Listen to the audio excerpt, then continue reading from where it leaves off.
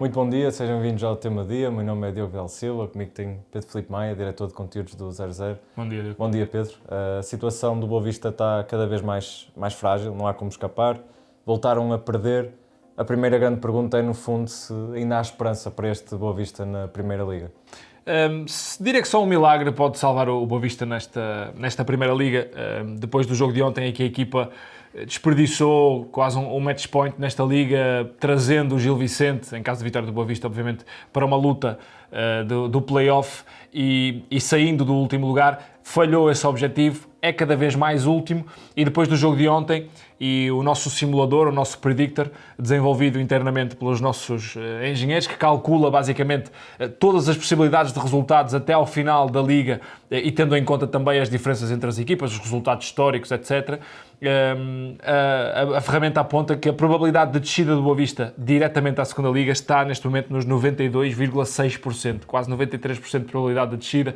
Só mesmo um milagre poderia salvar o Boa Vista.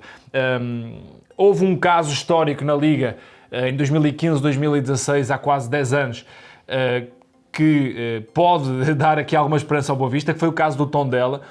O Tondela estava numa situação parecida à do Boa Vista e em 2015-2016 fez 16 pontos em 7 jornadas, ou seja, 16 pontos em 21 possíveis. Competi na altura, praticamente só perdeu um jogo nas últimas 7 jornadas contra o Braga, indo ganhar ao Dragão. Um cenário que, sinceramente, neste Boa Vista é muito difícil imaginar. O Boa Vista teria que fazer pelo menos 9 a 10 pontos até ao final da Liga e esperar que o Aves e o Farense, pelo menos, não ganhassem nenhum jogo, não fizessem qualquer ponto para o Boa Vista ir pelo menos ao play-off. É um cenário que não imagino.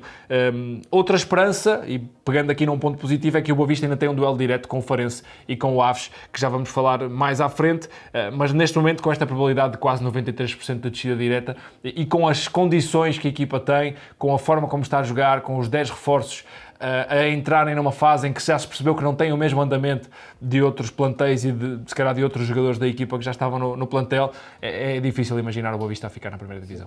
Tocaste na questão do Farense e do AVS. O calendário é favorável, é positivo para o Boa Vista até final ou nem por isso? Diria que nem por isso, por duas razões. Há, de facto, esse duelo entre Farense Boa Vista e Aves Boa Vista, mas são dois jogos que se vão jogar à jornada 30 e à jornada 32, que vão ser ambos fora do Bessa. A única vitória que o Boa Vista tem na era Lito Vidigal é em casa, frente ao Santa Clara, de forma algo surpreendente e onde tudo correu bem, mas depois não ganhou mais nenhum jogo e essa vitória foi no Bessa. Jogar fora do Bessa, sobretudo no São Luís, no estádio do Farense, com a equipa ainda a alimentar a esperança do play-off, o Farense, imagino um cenário muito difícil para o Boa Vista, imagino o mais acessível no caso do Aves, mas mesmo assim é uma equipa que tem vindo a desenvolver-se com o Rui Ferreira, portanto acho muito difícil. É claro que o Boa Vista, destes 9, 10 pontos que eu falei no início, 6 deles pode conquistá-los contra adversários diretos, o que seria extraordinário. Mas depois eu posso dividir aqui o cenário entre além destes duelos diretos, entre os duelos difíceis e os duelos acessíveis. Nos duelos difíceis, o Boa Vista ainda tem que defrontar o Sporting e o Porto. Parte boa é no Bessa. Ambos os jogos, à jornada 31 e à jornada 33, vão ser dentro de portas.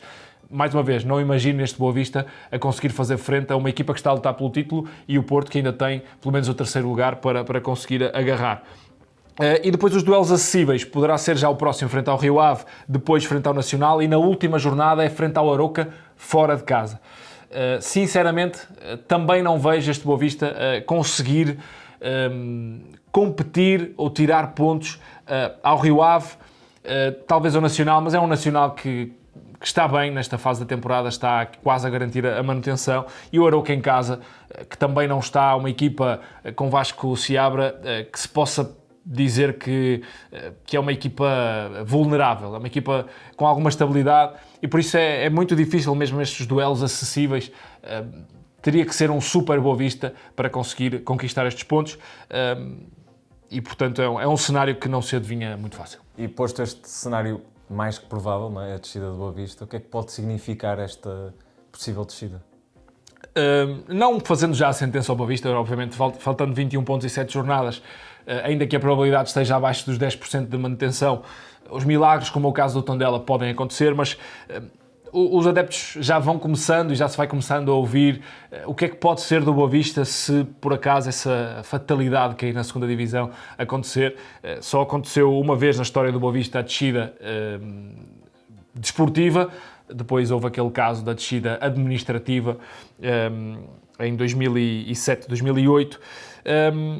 É difícil imaginar o Boa Vista sobreviver na segunda liga pela forma como o clube está. Recordo que em janeiro o Boa Vista conseguiu retirar de cima das costas do clube 39 FIFA bans, inscrevendo 10 reforços no mercado de janeiro. Isto foi quase também um milagre conseguido de última hora por esta nova direção e por muitos patrocinadores ou alguns patrocinadores de alguns apoiantes que acabaram por ajudar o Boa Vista a retirar estas dívidas de cima do clube, mas agora voltou a entrar um novo processo na FIFA, que volta a deixar o clube sem poder inscrever os jogadores. Obviamente que é só um processo, não sabemos a complexidade da resolução desse processo, pode-se resolver até ao verão, mas se mantiver e se o Boa Vista não conseguir outra vez, porque vai perder atratividade ao descer de divisão, digamos assim, os patrocinadores podem não querer estar de novo dispostos a ajudar o Boa Vista a pagar essas dívidas, e o clube vai cair numa situação difícil. Se não puderem inscrever jogadores, então pior ainda, porque daqui a pouco já vamos falar da situação contratual de alguns jogadores fundamentais neste plantel. O que ficam são questões. Como é que será um Boa Vista com menos receita televisiva, com menos atratividade para patrocinadores, sendo que o Boa Vista de primeira divisão já está a ter tanta dificuldade em sobreviver à situação caótica que o clube se encontra. E vou recordar mais alguns casos mais saudáveis que, caindo na segunda liga, estão a ter muitas dificuldades. Paços de Ferreira, um clube histórico, e que não é SAD, obviamente não tem a mesma estrutura do Boa Vista, não tem a mesma história do Boa Vista, mas é um clube histórico na primeira divisão, caiu na segunda liga e está a ter muita dificuldade. Esteve no primeiro ano a lutar pela tentativa de subida, neste momento já está a tentar sobreviver na zona, perto da zona de descida. O Marítimo a mesma coisa, está a ter muita dificuldade depois de ter caído na segunda divisão. O único caso que vejo semelhante ao do Boa Vista, mas de facto a comparação é difícil, foi o Vitória, que quando desceu, no ano seguinte teve capacidade para voltar a subir, noutra fase do futebol, obviamente, pela sua história, pelo seu peso, conseguiu voltar a subir, e agora já está outra vez estável na segunda liga. Não imagino o Boa Vista neste momento a ter essa capacidade, sobretudo por todos os argumentos que disse anteriormente e pelo caos que tem sido apresentado na organização e nas contas do clube. Sim, falaste nos 10 reforços. Para além dos 10 reforços, há muitos jogadores que já estão há várias épocas no Boa Vista. Qual é que é a situação contratual dos principais protagonistas?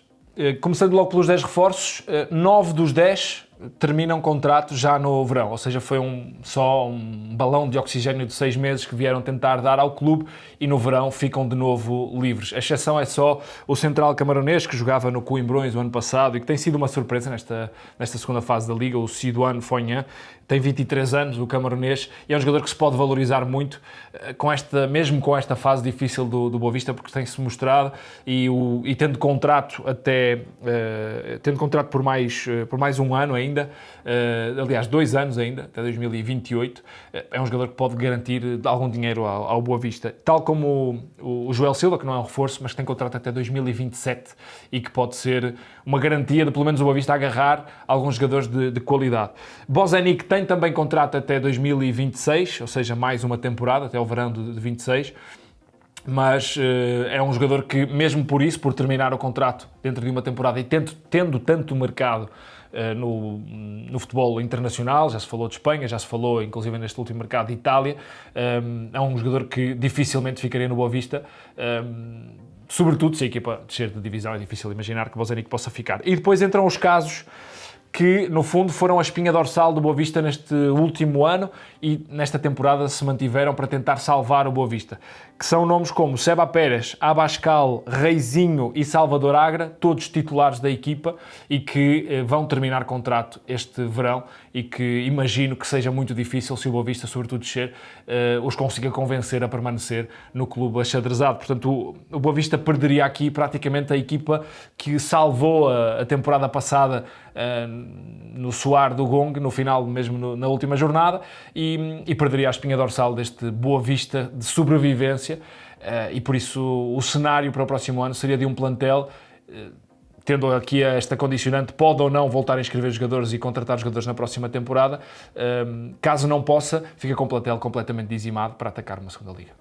Obrigado, Pedro. A situação delicada do Boa Vista foi o grande destaque do tema do dia, mas não perca, ainda esta quarta-feira há novo episódio de Negócio Mistério, um podcast apresentado por Humberto Ferreira e Vasco Sousa.